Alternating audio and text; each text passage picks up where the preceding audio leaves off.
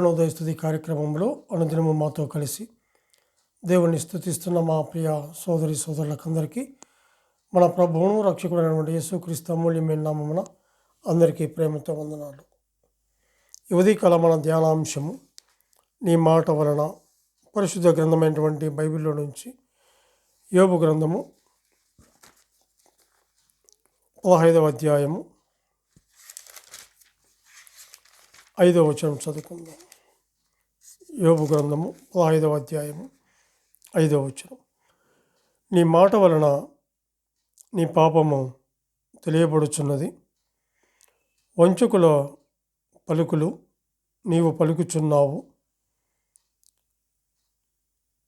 ఇక్కడ మనం గమనించినట్లయితే యోబు కపటమైన రీతిలో తన నిర్దోషత్వమును గురించి పదే పదే నొక్కి చెప్పడము ద్వారా తమ పాపాలను దాచిపెడుతున్నాడని దేవుడంటే అతడు లెక్క లేకుండా మాట్లాడటమే అతను ఘోర పాపి అన్నదానికి రుజువు అని ఎలిఫాజు నమ్మకం చూస్తుంటున్నాం. మనము పలికే నోటి మాటను బట్టి మన జీవితాన్ని ఒకరు అంచనా వేయవచ్చు. ఉదాహరణకు క్రొత్త నిబంధనలో పేతురు పలికిన పలుకులు లేక మాటలు అతని గురించి సాక్ష్యం ఇచ్చాయి. ఇక్కడ మనం గమనించినట్లయితే మత్తయి సువార్త 26వ అధ్యాయము 73వ వచనంలో గమనించినట్లయితే, కొంతసేపు అయిన తర్వాత అక్కడ నిలిచి ఉన్న వారు పేతురు వద్దకు వచ్చి, నిజమే, నీవును వారిలో ఒక్కడివే, నీ పలుకు నిన్ను గురించి సాక్ష్యం ఇచ్చుచున్నదని అతనితో చెప్పిరి అని చెప్పి చూస్తుంటున్నాం. పేతురు గలిలీ ప్రాంతం వాడు. అతని మాట యెరూషలేము నివాసుల మాట తీరుకు భిన్నంగా ఉండేది. పేతురు పలికిన పలుకులు లేక మాటలు అతని గురించి సాక్ష్యం ఇస్తున్నాయి. అతని మాటలకు విన్నవారు చెప్తూ ఉన్నారు. అక్కడ గమనించినట్లయితే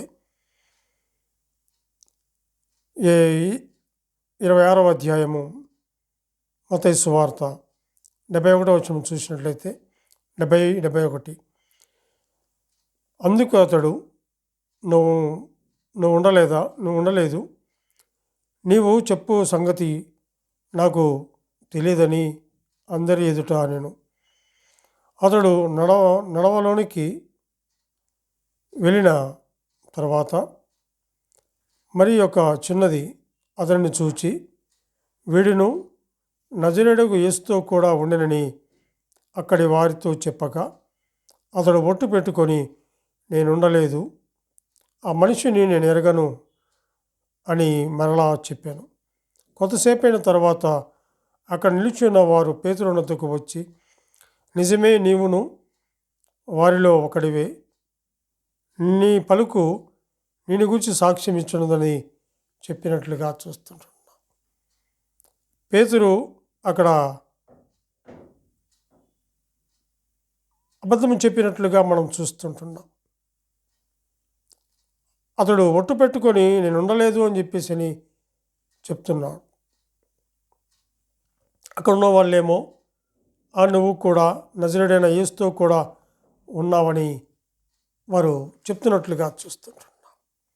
ప్రియ సోదరి సోదరుడా, ఏదైనా ఒక మాట మనం మాట్లాడుతున్నప్పుడు ఆ మాట చాలా జాగ్రత్తగా మాట్లాడవలసిన వారంగా మనం ఉంటున్నాం. యోబు విషయంలో అతడు యథార్థవంతుడు, అతడు న్యాయవంతుడు, అతని వంటి వాడు దేవుని యందు భయభక్తులు కలిగి అతని వంటి వాడు భూమి మీద లేడు అని చెప్పేసి దేవుడే సాక్ష్యం ఇచ్చాడు. యోబు గ్రంథం 1వ అధ్యాయము 8వ వచనం మనం చూసినట్లయితే, అందుకు యెహోవా, నీవు నా సేవకుడైన యోబు సంగతి ఆలోచించితివా? అతడు యథార్థవంతుడును న్యాయవంతుడునై దేవుని యందు భయభక్తులు కలిగి చెడుతనము విసర్జించిన వాడు, భూమి మీద అతని వంటి వాడు లేడు అని చెప్పేసి మనం చూస్తుంటున్నాం. అలాగే 2వ అధ్యాయము 3వ వచనంలో కూడా గమనిస్తే, అందుకు యెహోవా, నీవు నా సేవకుడైన యోబు సంగతి ఆలోచించుతివా? అతడు యథార్థవంతుడును న్యాయవంతుడును నై దేవుని యందు భయభక్తులు కలిగి చెడుతనము విసర్జించిన వాడు, భూమి మీద అతని వంటి వాడు లేడు అని మనం చూస్తుంటున్నాం. అతడు ఎంత యథార్థవంతుడో దేవుడే 2 మార్లు సాక్ష్యం ఇచ్చినట్లుగా మనం చూస్తుంటున్నాం. ప్రేమైన వాళ్ళరా గమనించండి, పేతురు అక్కడ యేసుతో ఉన్నాడు అని చెప్పేసి అని అక్కడ వాళ్ళు చెప్తుంటే, లేదు నేను లేను అని చెప్పేసి అని చెప్తున్నట్లుగా మనం చూస్తుంటున్నాం. అక్కడ నిలిచిన వారు పేతురు వద్దకు వచ్చి, నిజమే నీవును వారిలో ఒకడివే అన్నప్పుడు, కాదు కాదు అన్నట్లుగా మాట్లాడుతున్నట్లుగా చూస్తుంటున్నాం. నీ మాట వలన నీ పాపము తెలియపడుతుందని చెప్పేసి చూస్తుంటున్నాం. మన మాటలు మాట్లాడుతున్నప్పుడు కొద్దిగా ఉండాలి. విస్తారమైన మాటల్లో దోషం ఉందని చెప్పేసి మనం చూస్తాం. ఇది యోబును ఉద్దేశించి ఎలీఫజు మాట్లాడిన మాట. వాస్తవానికి యోబు యథార్థవంతుడు అని దేవుడే సాక్ష్యం ఇచ్చాడు. కానీ యోబు తనకు కలిగిన స్థితిని బట్టి దేవుడు నన్ను అన్యాయముగా శిక్షించాడు అనే ధోరణిలో మాట్లాడాడు. అంటే దేవుని మీద అతడు ఆగ్రహపడినట్లుగా అక్కడ యోబు గ్రంథము 15వ అధ్యాయం 13వ వచనం మనం చూసినట్లయితే 13వ వచనం, దేవుని మీద నీవేలా ఆగ్రహపడుచున్నావు? నీ నోటి నుండి అట్టి మాటలు రానేలా అని చెప్పేసి చూస్తుంటున్నాం. అతని యొక్క మాటలులో పాపము దొర్లుతూ ఉంది అని ఎలీఫజు అతని గద్దిస్తూ ఉన్నాడు. యోబు సంగతి పక్కన పెడితే, మన హృదయాల్లో పాపం ఉన్నట్లయితే మన నోటి మాటల్లో పాపము కనబడుతుంది. ఎందుకంటే హృదయం అన్నిటికంటే మోసకరమైనది, ఘోరమైన వ్యాధి కలదని చెప్పేసి మనం చూస్తుంటున్నాం. హృదయము నిండియుండు దానిని బట్టి నోరు మాట్లాడుతుందని చెప్పేసి మత్తయి సువార్త 12వ అధ్యాయము 34 చూస్తాం. అంతేకాదు కానీ సామెతల గ్రంథము 6వ అధ్యాయము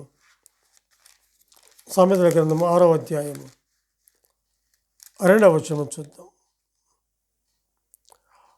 నీ నోటి మాట వలన నీవు చిక్కుబడి ఉన్నావు, నీ నోటి మాట వలన పట్టబడి ఉన్నావు అని చెప్పేసి చూస్తుంటున్నాం. ఇక్కడ కూడా నా కుమారుడా, నీ చెలికాని కొరకు పూటపడిన ఎడల అని చెప్పేసి అనే మాట చూస్తుంటున్నాం. నీ నోటి మాట వలన నీవు చిక్కుబడి ఉన్నావు అని చెప్పి చూస్తున్నాం. చెలికాని కొరకు పూట పడిన ఎడల మన నోటి మాటను బట్టి మనమే చిక్కుపడతాం. ఉదాహరణకు 43వ అధ్యాయము ఆదికాండము మనం చూస్తే యోసేపు విషయంలో మనం చూస్తాం. అక్కడ 43వ అధ్యాయము 9వ వచనంలో అక్కడ మనం చూస్తాం. యోసేపు యొక్క అక్కడ గమనిస్తే, యోసేపు దగ్గరకు బెన్యామీను తీసుకుని వెళ్ళుటకు గాను బెన్యామీను కొరకు తన తండ్రి దగ్గర పూటపడ్డట్టుగా చూస్తుంటున్నాం. తదుపరి యోసేపు యొక్క వెండి గిన్నె దొంగిలింపబడింది అనే నేరారోపణలో బెన్యామీను నాకు దాసుడుగా ఉండాలని యోసేపు చెప్పినప్పుడు యూదా అతని పక్షంగా నిలవబడ్డాడు. బెన్యామీను స్థానములో తాను దాసుడుగా ఉండడానికి సిద్ధపడ్డాడు. ఎందుకంటే అతడు పూటపడ్డాడు కాబట్టి. యోధా తన నోటి మాటను బట్టి తను చిక్కులో పడ్డట్లుగా చూస్తుంటున్నాం. మూడవదిగా గమనిస్తే ప్రసంగి గ్రంథము 5వ అధ్యాయము 6వ వచనం చూద్దాం.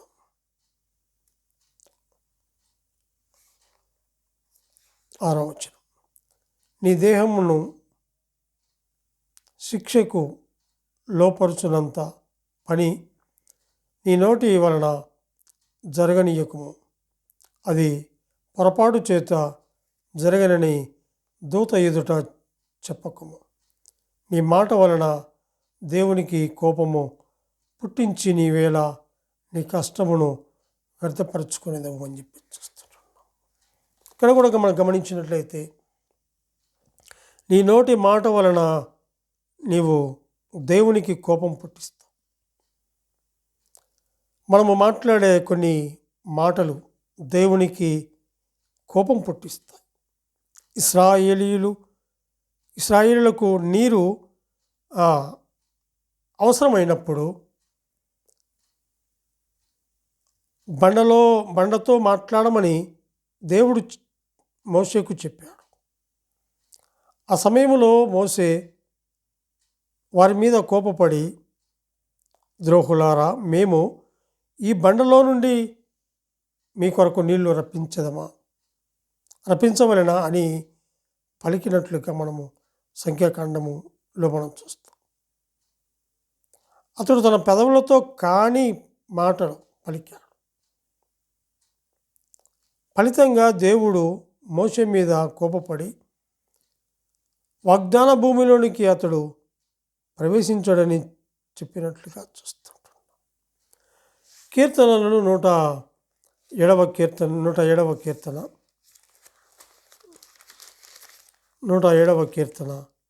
33వ వచనం చదువుకుందాం. 33వ వచనం,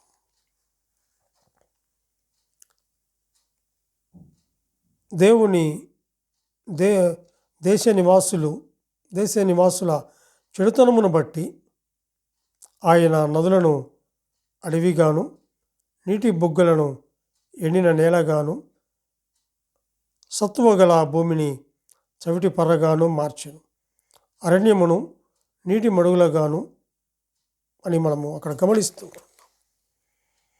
ఇక్కడ గమనిస్తే ఆ యొక్క నీటి ఊటల చోటుగాను ఆయన మార్చి అతడ నివాసపురము ఏర్పరచుకున్నట్లుగా మనం చూస్తుంటున్నాం. దేశ నివాసులు చెడుతనమును బట్టి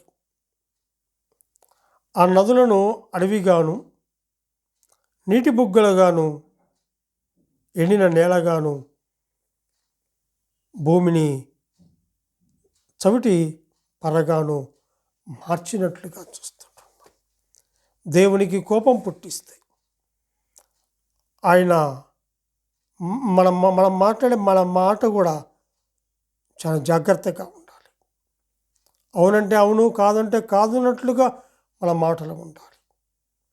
దేవుని యందు భయభక్తులు కలిగి ఆ యోబు యథార్థవంతుడు, న్యాయవంతుడు, దేవుని యందు భయభక్తులు కలిగిన వాడు, చెడుతనము విసర్జించిన వాడు, భూమి మీద అతని వంటి వాడు ఎవడూ లేడని దేవుడే సాక్ష్యం ఇచ్చాడు.